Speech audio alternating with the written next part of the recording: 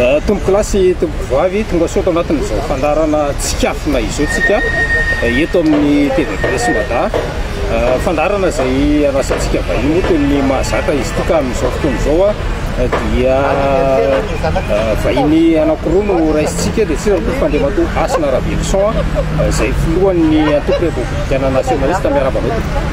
Ya, sotra betsaka ny TV Presse nanasany tenanay, nanatona ny tenanay moa zany ny tenanay sy ny namako eto dia miarahaba ny mpijery ny TV Presse Madagasikara manantena fa afinaritra ny dinidinika iarahantsika. Dia eto ankilanao eto moa zany Andriamato Frérot Dilo Minoara izay avy eo anivon'ny Gasileo sady ao anatin'ny tanora ireny dia miarahaba anao raiky asain'ny fandara. Miarahaba vahoaka malagasy izay manjohy an'ity TV Presse ity ary mankasitraka amin'ny TV Presse koa anatin'le fanasana natao ka ho anay zany manasa antsika mba hanaraka hatramin'ny farany an'ity fandarana ity satria misy zavatra maromaro ho resahanay amin'ny raha lahy androany zao. Arak'izany moa dia journal de proximité manakaiky vahoaka tsy voatery hoe anaty trano foana isika moa zany efa miresaka izay moa zany mampiavaka ny TV Madava dia amin'ny toerana rehetra izay ahafahantsika mifandray sy mifanerasera dia izay no anaovantsika ny fandara zao. Fantanina voalohany apetraka ngamba ao anatin'izao fiarahantsika izao sambany moa ianareo mirahalahy nanaiky eo asainy fandarana tsikafona manoloana ny zava-misy eto amin'ny tany sy ny firenena indrindra moa fa misy ilay atao hoe fandarana saika alefa tamina fahitalavitra iray izay isan'ny nandrandray ny vahoaka ihany koa izy io omaly kanefa tsy tonga tamin'ny lana azy eto ianareo mirahalahy izay isan'ny atao hoe vahiny nasainy tokony andraikitry ny orinasa tserasely inona tokony atiny sy natanteraka azy. Ya, misaotra betsaka amin'ny fanontaniana. Marina dia marina ny voalazanao, tsy nandeha ilay fandarana maly nefa ny vahoaka malagasy tetetoerana tany ampita tena niandry an'ilay satria lohahevitra ngeza be no nivoaboasana tao zany ny zava-misy tany Nepal, troisième mandat izay ketriketrehan'ny fitondrana ho tanterahana sy ny lohahevitra hafa mamay be. Dia androantsika manao an'ity fandarana ity fa 5 ny volana septambra zany hoe ao anatin'ny journée mondiale de la démocratie. Dia mazava be zany mifanipaka tanteraka démocratie mira fahalalana manevitra mira fahalalana miteny nefa omaly dia maly no misivana tamina hainao manjery tokony andeha tokony ananan'ny malagasy izo zany ny fanarahana an'le fandarana dia mampiahiahy ihany le izy ao anatin'ny fitondrana TGV tsika izao fitondrana TGV aloha ampatsahivina fa ny démocratie no lohahevitra nitsanganany nangalany fahefana tamin'ny 2009 ohatra amin'izany fotsiny kianjan'Ambohijatovo tamin'izany dia menanarana hoe kianjan'ny démocratie aizany kianjan'Ambohijatovo zao hafahafa voazo ny fitondrana kelikely tao aorianan'izay dia nakatona tsy azo hanehoana hevitra fotsiny. Izay anankiray zavatra hafa mila tsindriana eto Madagasikara dia hoe betsaka ny fanampenam-bava azontsika tsapahitanana amin'izany ireo mpanao gazety betsaka any am-pigadrana zao na raha ohatra tsy migadra dia voasembatsembana amin'ny asa fanaovana gazety. Tsy malalaka be fa ilay hevitra Andriamato Frérot. Efa porofongeza be angamba le niseho taminay io zahay anisan'ny tratsan'ilay tsindry azolena. Tsindry azolena ny azo ilazana azy satria nasaina ny olona namoaka ny hevitry ny olona ka izy tia mizavatra hafahafa aminay zany tsy tongatonga ho azy le tsy fandefasana an'ilay fandarana nanasana anay fa misy antony manokana zay antony zay angamba tsy aty aminay fa ny vahoaka malagasy akory sanatsy ny vava tsy adala mahalala izy tsapanay koa zany fa iny fandarana iny betsaka ny olona liana satria na tamin'ny resaka fanaparitahana an'ilay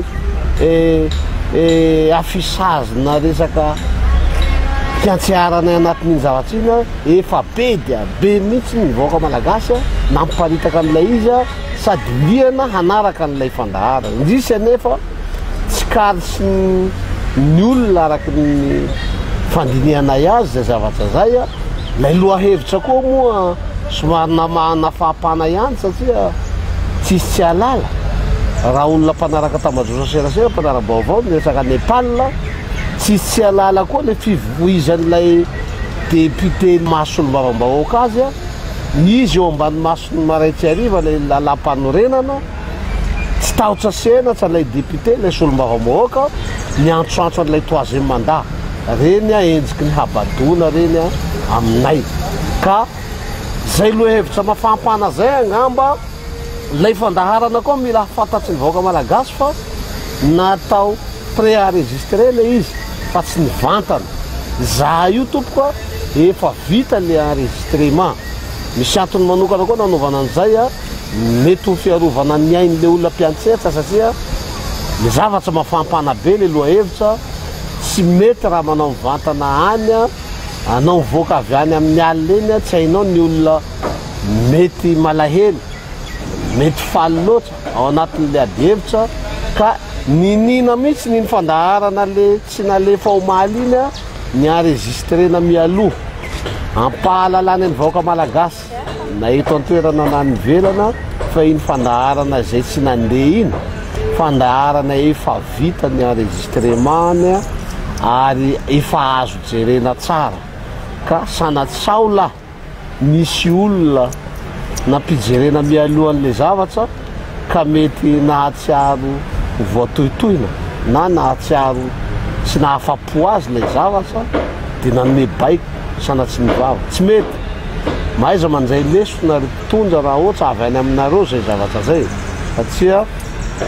raha io tsanga miseho ana Nepal io ange be dia be ny olana efa famaofao anatin'ilay fireneny fa ny tena nampirehitra an'le afo nisy pitsikafo kely miainga tamin'ny resaka serasera ka indrisy anefa hadinoinareo zay zavatra zay misy serasera voahelingelina koa ary zahay mirahalahy anisan'ny victime an'izany zahay namoaka ny hevitsinay faniriny fonay mba nihitany vahoaka malagasy lay hevitsay tsisy fanazavana tsisy fampahafantarana anay mialoha tonga dia tsy nalefa le izy ka zahay eto mitaky ho anareo tompon'ilay fandaharana hanao fanambarana pahabe maso hanambara vahoaka malagasy inona marina ny antony satria betsaka ny fanontaniana tonga aty aminay zary lasa tsy manakavaly zahay anatin'le izy fa ny azonay tenenina fotsiny efa nampitainay any amin'le fandaharana ny hevitsinay manontolo mahakasika ny fanjefesana ny raharahany any Nepal raha refesina ny zavatra eto Madagasikara efa nampitainay tana anatin'ny fandaharana koa ny hevitsinay eto amin'ny fanoerana manoloana n'le vinavina ratsy kasainy sasany mahakasika n'ilay troisième mandat efa nampitainay tanatin'ny fandaharana koa ny sosokevitsinay manoloana ny fahantsana mianjady amin'ny vahoaka malagasy efa nitsikerainay tao avokoa ny tsy fahatombanana rehetra nanomboka ny tondrano zao fitondrana zao manjaky ty ankehitriny zay iainantsika ny fahantsana asa ngamba nisy nahatsiaro voatohitohina ny sasany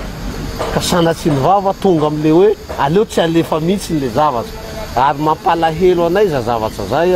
hitondrasanay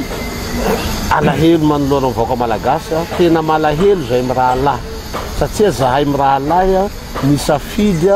ny solotenam-bahoaka tao anatin'le débat natao teo anivon'le fanoherana nanohitra tompoko zahay tao fa nisy roa ankilana pomba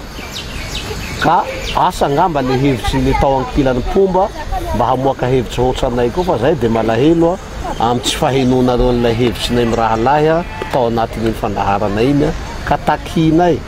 ny amoahana hoe ny vahoaka malagasy ino marina ny tena zavanisy tao zay zany le izy a ka aza mifanjebireby fa leo ny marina voa efa natsitsika teny ambony relatofero di lo amin'ny oatra lay resaka hoe fanitarana ny tompisana fatelo ny filopirenena apetrako any aminao indray andriamato Ravily Soasina ny fanontaniana mikasika an'izay inona ny tena hoe anitsaka ny lalam-panorenana etsika raha ohatra hiditra amin'izay mety ho azo atao ihany koa ve nefa mety tamin'izay sehatra zay raha ohatra ka misy ny fanavana zay lalam-panorenana ia resaka troisième mandat moa zany anontaniana zany satria manamitsiry zany ny eritreritra fakapana le izy hoe ny fitondrana amin'izao Andriamatoa Rajoelina dia mena mandat fahatelo indray dia ozy aho hoe ozy zahay ato amin'ny antoko hoe républicaine nationaliste hoe resaka daly zany tompoko voalohany indrindra mivolazo anaty lalam-panorenana dia anao kahoro ihany ny anao fantelo zany dia tsy azo atao satria fa nitsakitsahana ny lalam-panorenana misy amin'izao asa hoe ikasa ikitika lalam-panorenana zany ny mpitondra amin'izao dia mampatsiahy fa tamin'ny 2018 Andriamatoa Rajoelina any ny mpahofo amin'izany voarakitra anaty rakitsary amin'izao miteny niozina mihitsy hoe za tenako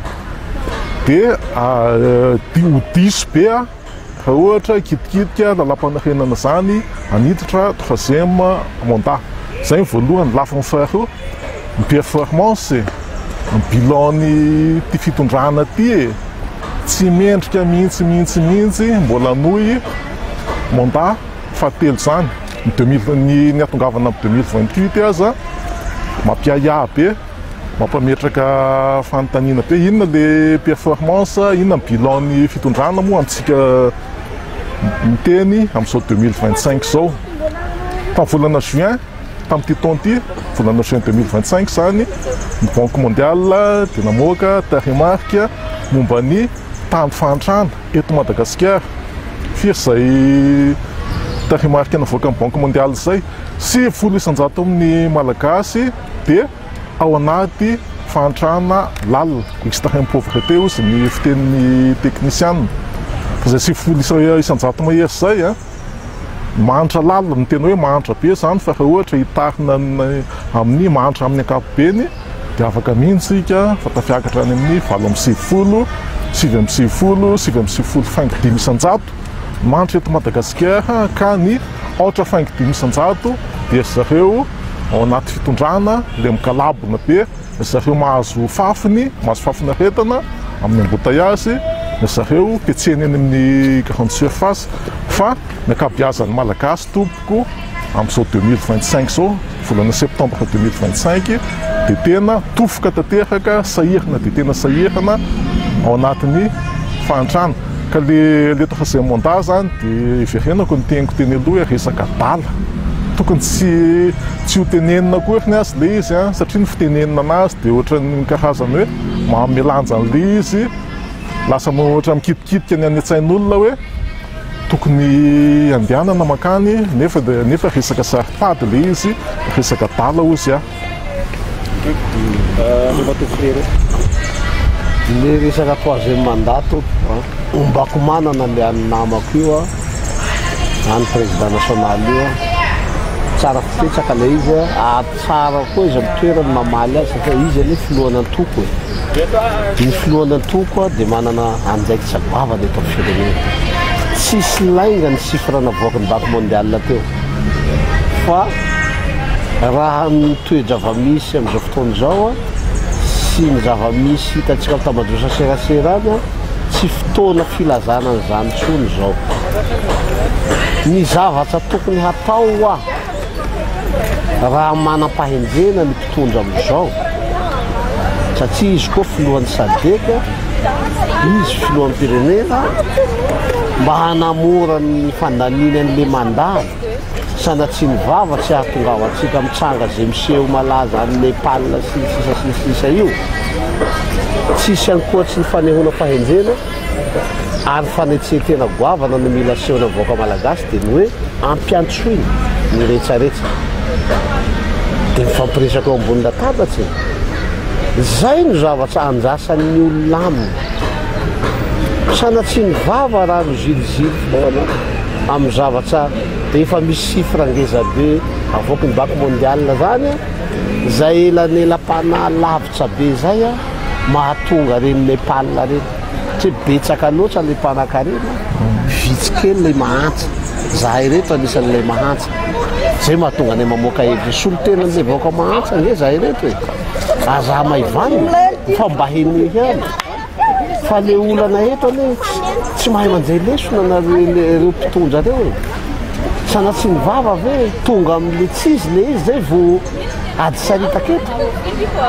dia mihinana Nepal eto sanatsy ny zany donc mbola manam-potoana anareo satria mahitsy dia mahitsy le teny namako tato fa nany andanianareo an'le mandaly e dia sarotra nareo milaza hoe tena tsy miasa ve zany le mpitondra rehefa nilaza ireo mpanohana azy fa tena hoe tena voan'ny katarakta nareo mpanohatra tsy mahita zava-bita le fitondrana zao tokony atao hoe vasanina mihitsy ara zay ny nanambaran'lesomba vaoaka iray tena tsy misy mihitsy ve zany zava-bita le fitondrana hoe mampiletika le firena tapizao rehefa ohatra miresaka tsika dia mila mifantoka amin'ny zava-misy zavatra iainina andavanandro zany zavatra iainina andavanandro dia misy masitsivana andrefesany manam-pahaizana anazy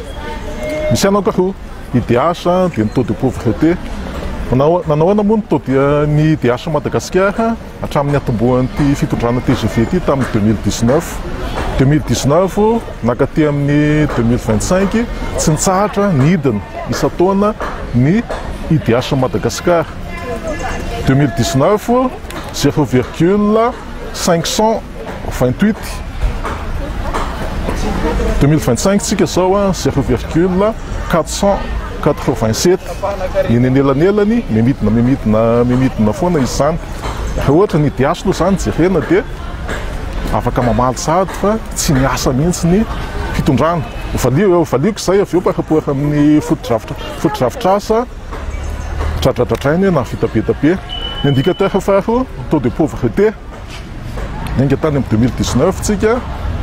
75% tanoany ny mantra fadiranovana extrême pauvre ozy ny teny frantsay plus mandeha ny taona plus ny mitombo ny malagasy tafaroboka anaty fantrana lalina meko teo aloha teo ny tarimarika plus de 90% ny mantra fadiranovana amintsika miteny zao nivalin'le fanontaniana zany hoe navita sa tsy navita ny fitondrana dia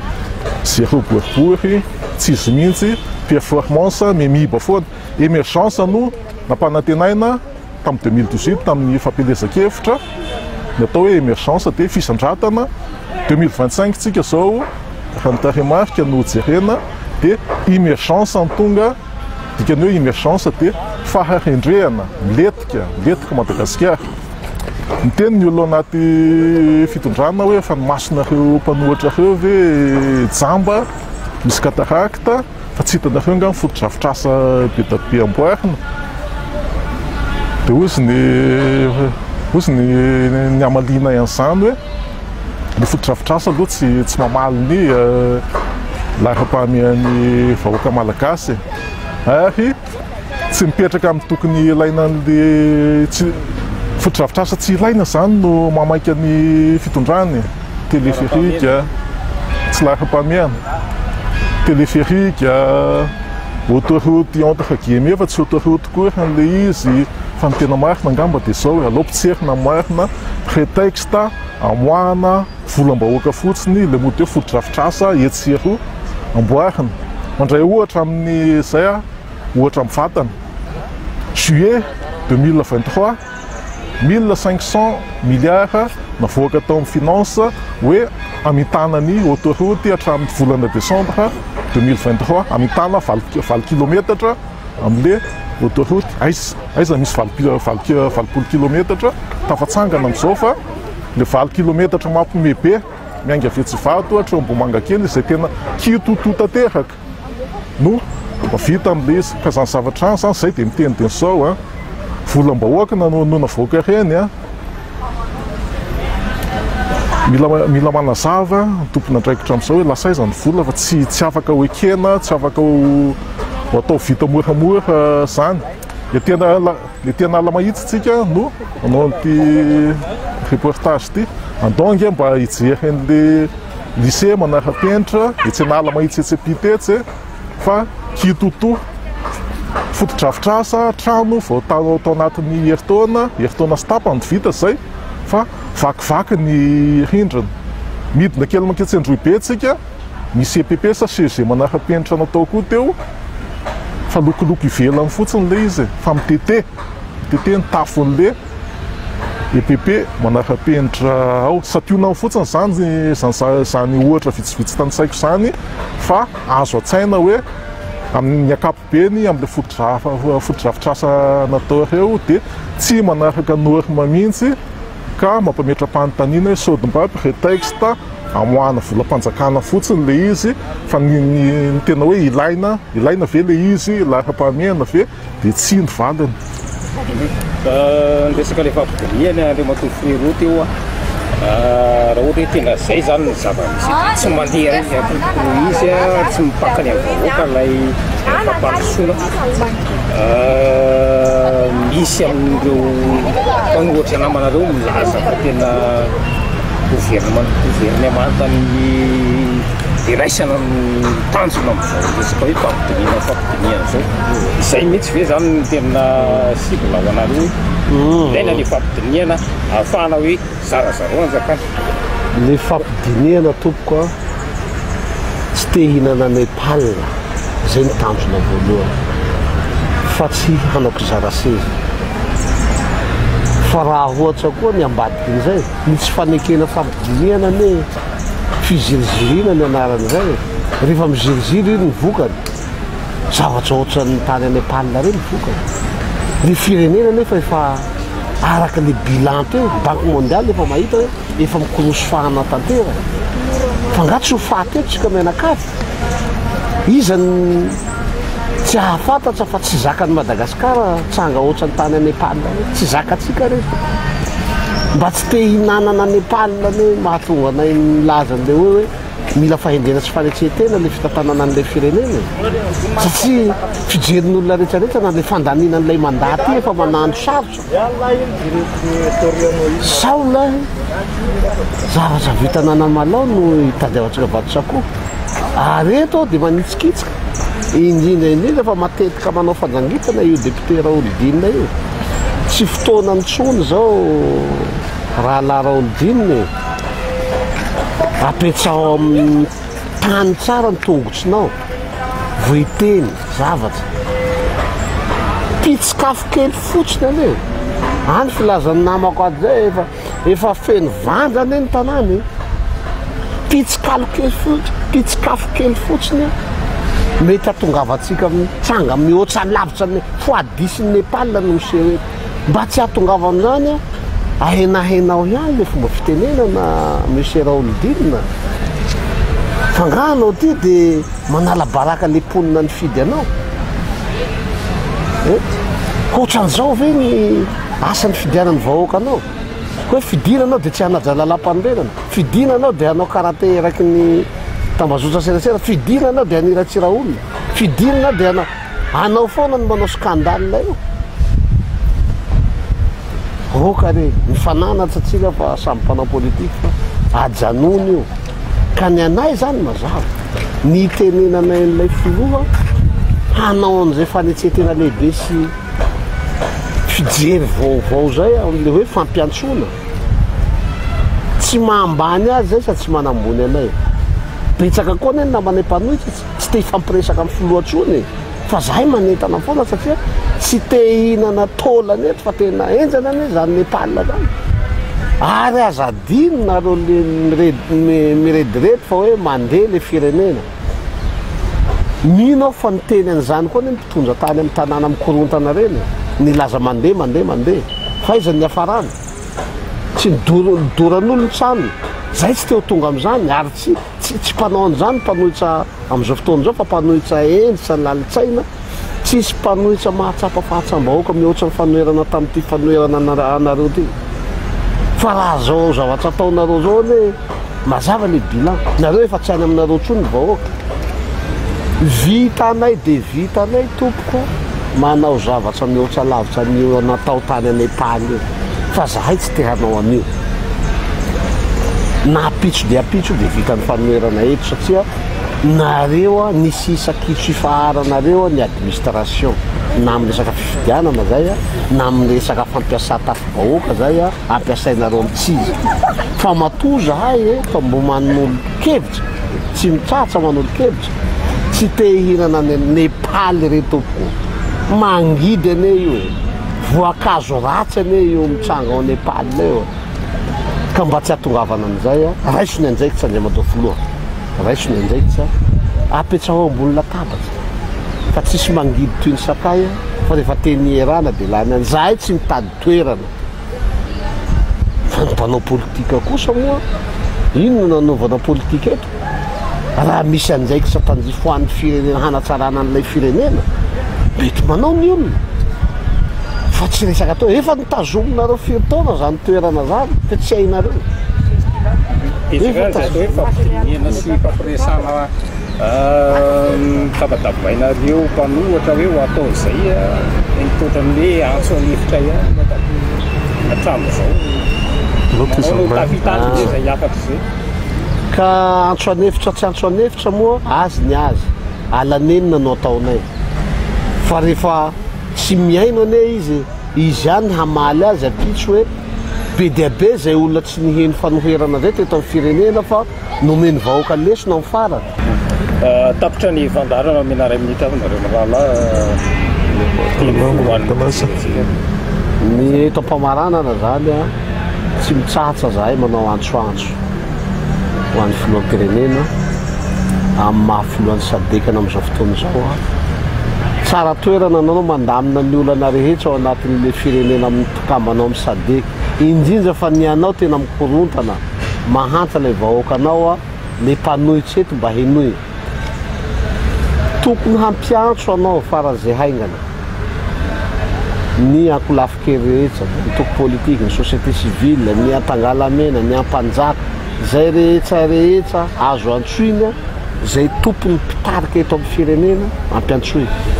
de samby eo ambony latabatsa mijery vahaolana ho an'ity firenena ty fa ny tsy firosoanao am'izay de hiteraka fizirizirina enjana be tsy taranao fotoana zao iverenanao amin'ilay feuille de route article premier tadidy tsara hoe malagasy o malagasy azo atao tsara iny aza mianjy ny vazaha andamina ary aza mianjy hifamono zay vo hifandamina tsy mety zany hafatra zany mampiantsoa anao tsisy mangidy toy ny sakay ao fa rehefa tenierana de lany any tsy haitsika zay hivoaka eo ambony latabatra eo zay zany ny anay miafatra apetsaka amin'olo ray aman-dreny ohatrany filohampirenena sady filohan'ny sadeka io mbola tsy tara nanao manao an'izay zavatra zay tompony tena ya ny teny farany iverina ho an'ny Nepal foana mampiaiana izy mampatahotra be hoe sanatriva Madagasikara iaina ny zavatra ohatran'ny nandalovan'ny Nepal tamin'ny herinandro iny andrisika nefa matompoaka ohatra reny ny sarbilany de misy loi sociologique manazavany reny anatin'izay loi sociologique zay de misy condition anankiroa mahatonga ny fipoahambolana na explosion sociale ohatran'ny tany Nepal iny ny voalohany de ny elanelana be loatra eo amin'ny mahantra sy manankarena Nepal firenena mahantra indrindra tany Azia fa Madagasikara koa amin'izao de tena miletika tanteraka ao anatin'ny fantrana le amin'ny condition voalohany zany Nepal Madagasikara mitovy tanteraka condition faharoa mahatonga an'le explosion sociale ny arrogance ny olona ao anaty fitondrana ny arrogance ny olona ao anaty fitondrana misy olona anankiefatra tena tsy mitsitsy mihitsy io vavany io fa zay mandalo an-tsainy dia tonga dia tenenina ka raha ohatra isy ny Nepal eto Madagasikara, isy ny cas Nepal tonga eto Madagasikara, tsy avy aminay mpanohatra mihitsy a, tsy avy aminay mpanohatra mihitsy fa le vava tsy voahevitra avany amin'ny mpitondra ny mety apitika ny poudrière misy eto Madagasikara amin'izao, satria amintsika amin'ny teny zao a dia tena tranom-banja Madagasikara fa pitika afo no atahorana ampoaka anazy ka zay ato fanerana zany tena mivavaka faran'izay afaka vavaka ataon'olombelona mba hoe tsy ho tonga eto Madagasikara zany, ary mampita hafatra zany amin'ny olona amin'ny fitondrana mivavavoaka avoaka avy aminareo tompoko lanjalanjao fa firenena iaraha-manana ity, tsy haiko hoe nareo ngamba mahazo tombony amin'le Madagasikara miemitrikasina fa ny fanirianay dia hitraka Madagasikara ho avoaka ao anatin'ny lavaka lalina nametrahanareo anazy ka raha ohatra Nepal no tonga eto dia iaraha-miaiko fa tsy hosoa ho antsika menakavy a. Mankasitraka nareo amin'ny raha lasa zany a, andeo matofo rero dilo amin'ny noara avy eo anivon'ny gasy eo a